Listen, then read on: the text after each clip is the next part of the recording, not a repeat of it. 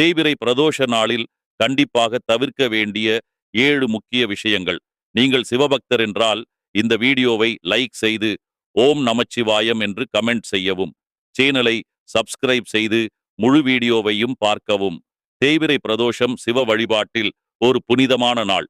இந்நாளில் அசைவம், மதுபானம் வேண்டாம். அது அசுர ஆற்றலை அதிகரிக்கும். சண்டை, சாபவார்த்தை வேண்டாம். வாக்கின் அசுத்தம் புண்ணியத்தை அழிக்கும். பிரதோஷ நேரத்தில் தூங்காதீர்கள். அந்த தருணம் கர்ம சுத்திகரிப்பு நேரம். எதிர்மறை எண்ணங்களை தவிர்க்கவும். கோபம், பேராசை அசுர சக்தியை வரவழைக்கும்.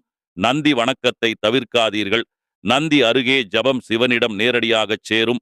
பித்ரு வழிபாட்டை மறக்காதீர்கள். முன்னோர்களின் அருள் இல்லாமல் சிவ அருள் முழுமையடையாது. இவைகளை புறக்கணித்தால் நம் மனதில் அசுர சக்தி நுழைந்து வீழ்ச்சி ஆரம்பிக்கும். இதற்கு சாட்சியே இராவணன் வீழ்ச்சி. அவன் ஒரு மகா சிவபக்தன்.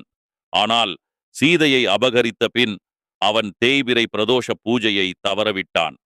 அதோடு சண்டை, சாபவார்த்தை, அகங்காரம் அனைத்தும் அவன் வாழ்க்கையில் நிறைந்துவிட்டது. அவன் பெற்றிருந்த சிவ அருள் மெதுவாக குறைந்து அவனுடைய வீழ்ச்சி ஆரம்பமானது.